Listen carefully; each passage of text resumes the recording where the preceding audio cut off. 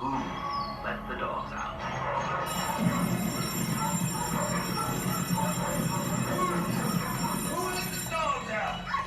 Who let the dogs out? Who let the dogs out? Who let the dogs out?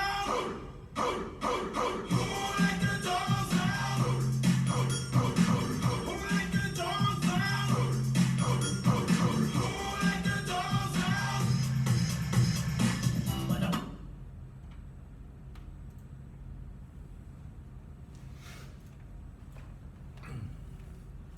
Hello class.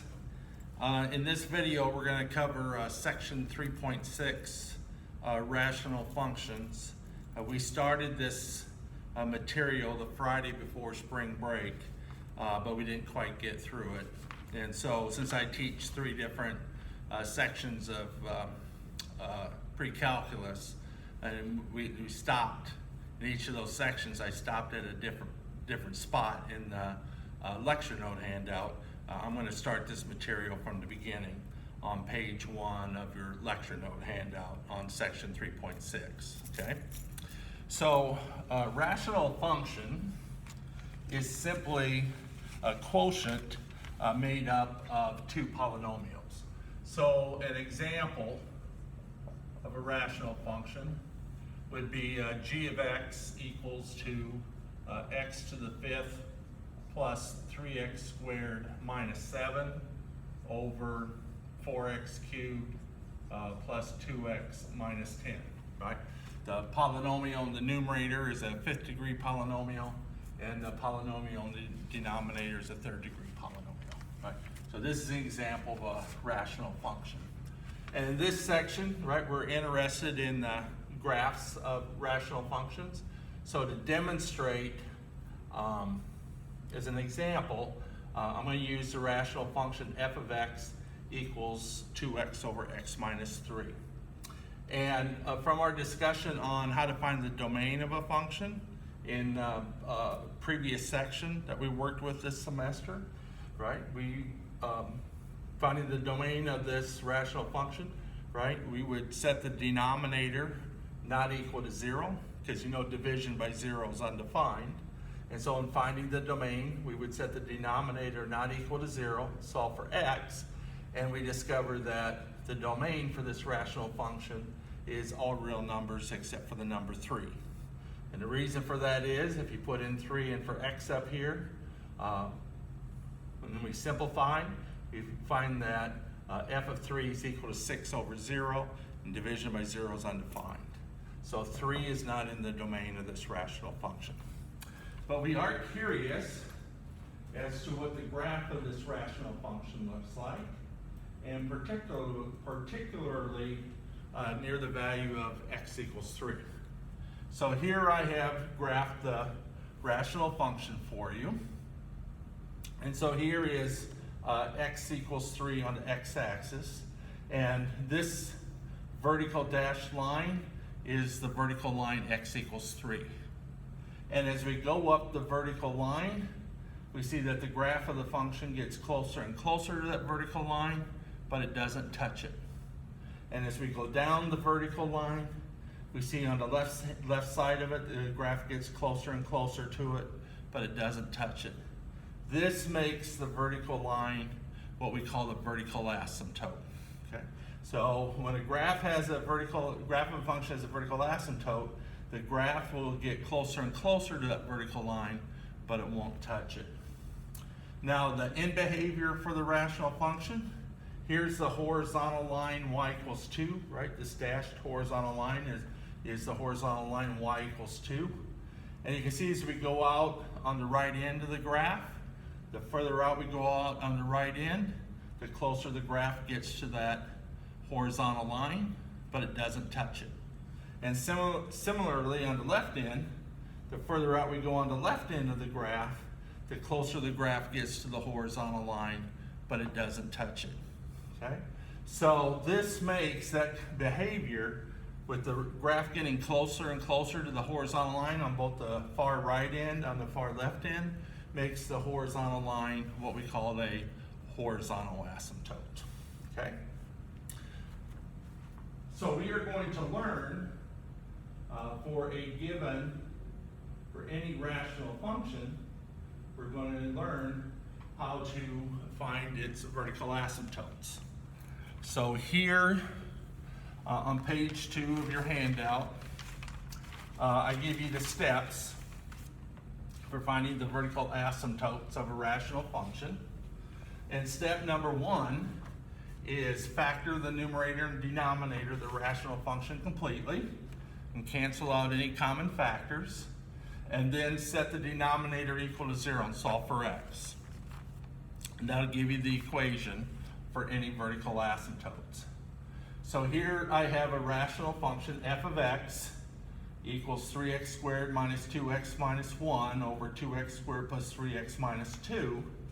And so finding the vertical asymptotes, we got to factor the numerator and denominator and cancel out any common factors. Well, the numerator factors into 3x plus 1 times x minus 1, and the denominator factors into 2x minus 1 times x plus 2. You can see there are no common factors, so we can now set the denominator here equal to 0. And by the zero product property, right, we're taking a product of two factors. And so you remember we multiply and divide factors in mathematics.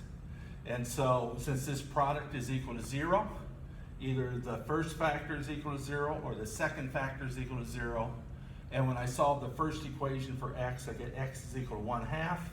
And when I solve the second equation for x, I get x is equal to minus 2. So the graph of this rational function has two vertical asymptotes, okay? One is the vertical line x equals 1/2, and the other is the vertical line x equals minus 2. Those are the two vertical asymptotes in the graph of this rational function.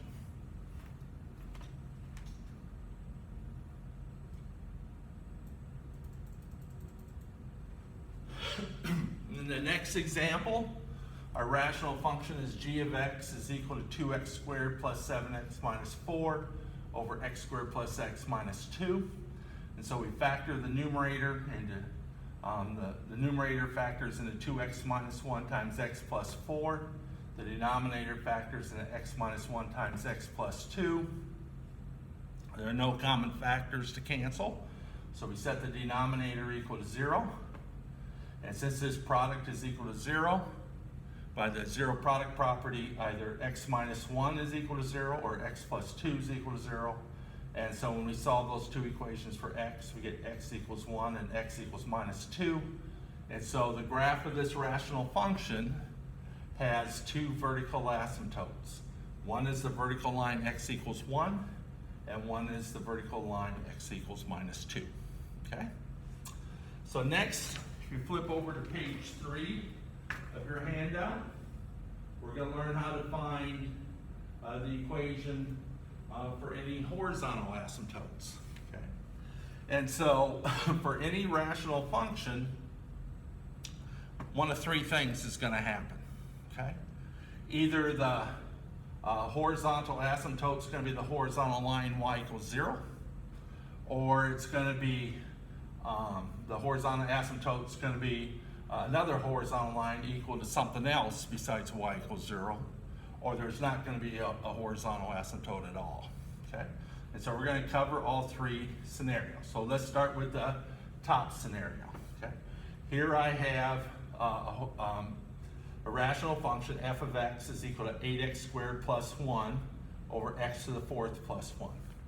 You will note that the degree of the numerator is 2, and the degree of the denominator is 4.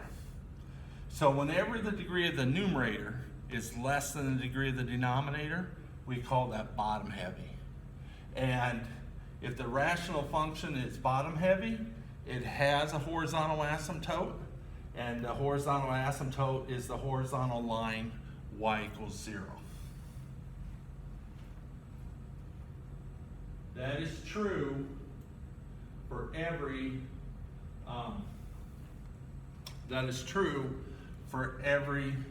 rational function that is bottom heavy.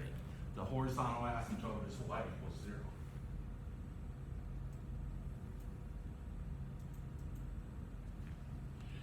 In the second rational function, right, this is my second rational, f of x equals 8x squared plus 9x minus 5 over 1 plus 2x squared. You see that the degree of the numerator is 2, and the degree of the denominator is 2, okay? 8x squared is the leading term of the numerator, 2x squared is the leading term of the denominator. So, degree 2 over degree 2, right? The numerator and denominator are of equal degree. So the graph of this rational function has a horizontal asymptote. And how we find the equation for the horizontal asymptote is we divide the leading coefficient of the numerator by the leading coefficient of the denominator. And so the leading term of the numerator is 8x squared. The leading coefficient is 8. The leading term of the denominator is 2x squared. The leading coefficient is 2. And 8 divided by 2 is 4. And so the equation of the horizontal asymptote, for this example, where the degree of the numerator and denominator are the same, is the horizontal line y equals 4. So whenever the degree of the numerator and denominator are the same, you set y equal to the leading coefficient of the numerator over the leading coefficient of the denominator to get the equation of the horizontal asymptote. The third rational function is down here, f of x is equal to 2x cubed minus 5x over x squared plus 4. The degree of the numerator is 3. The degree of the denominator is 2. So you can see the degree of the numerator exceeds the denominator. And whenever the degree of the numerator exceeds the degree of the denominator, we call that top heavy, and there's no horizontal asymptote. What happens in the graph when there's no horizontal asymptote, the graph on the right end will either go up or it'll go down, like with a polynomial, and similarly on the left end. It'll either go up or it'll go down, like with a polynomial, okay? So, if it's bottom heavy, the equation of the horizontal asymptote is y equals 0. If it's equal degree, you set y equal to the leading coefficient of the numerator over the leading coefficient of the denominator. And if it's top heavy, there's no horizontal asymptote, okay? The graph either goes up or it goes down on each end. If you flip over to page 4, we're going to learn how to calculate the x-intercepts and the y-intercepts for a rational function. And remember, the x-intercept in the graph of a function is where the graph either crosses or touches the x-axis. And the y-intercept for a function is where the graph crosses the y-axis, okay? So this tells you how to find the x and the y-intercepts. So here we have a rational function, f of x is equal to x minus 2 over x plus 5. And like you want to factor the numerator and denominator, right, if it needs to be factored, before you find the x-intercepts. And in this case, right, there's nothing to factor. So to find the x-intercept, you know you can't divide by 0 in mathematics, right? 10 divided by 0, any number divided by 0 is undefined. But 0 divided by a non-zero number is equal to 0, okay?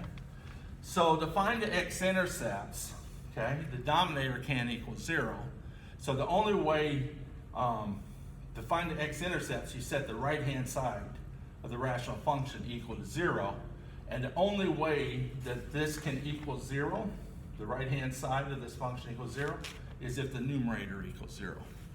So you just set the numerator, x minus 2, equal to 0, and then solve for x to get the x-intercepts. Well, in this case, right, there's just one x-intercept. Add 2 to both sides, and we get x equals 2. So the graph of this rational function crosses the x-axis at x equals 2. Now in WebAssign, they want you to enter the x-intercept as a point in the coordinate plane. So you know y is equal to 0, so the point in the coordinate plane at x equals 2 is 2, 0. That's how you would have to enter it in WebAssign. 2 comma 0. To find the y-intercept, we just replace f of x with y, and then we put 0 in for x on the right-hand side. So when I replace f of x with y, and then put 0 in for x on the right-hand side, I have y is equal to 0 minus 2 over 0 plus 5, and now I just simplify. Well, 0 minus 2 is negative 2, 0 plus 5 is 5, and so we just have y is equal to minus 2/5. So the graph of this rational function crosses the y-axis at minus 2/5. Well, that point in the coordinate plane where it crosses the y-axis is the point 0 minus 2/5, right? The x-coordinate's equal to 0. And this is how WebAssign wants you to enter the point on the homework, okay? 0 minus 2/5.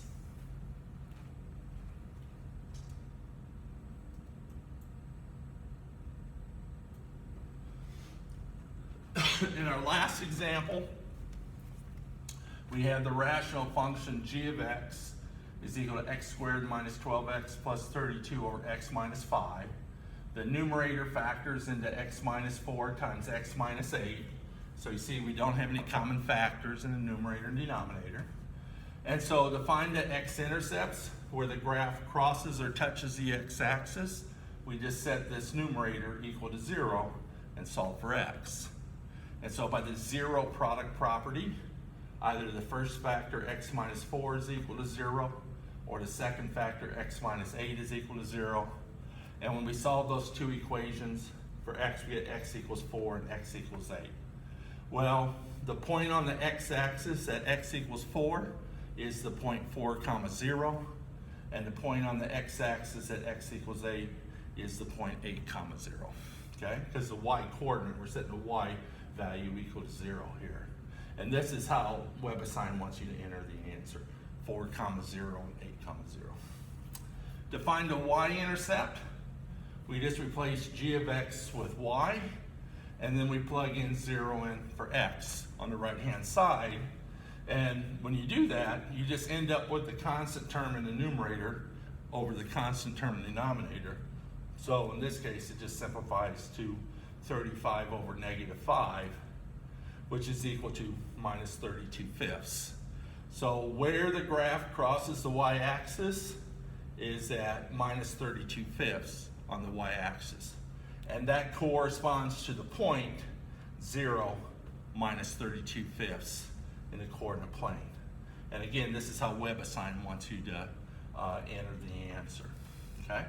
So you have everything to complete this homework, and it'll be due Monday or Tuesday next week. I should say, right, Monday or Tuesday, the 23rd or the 24th.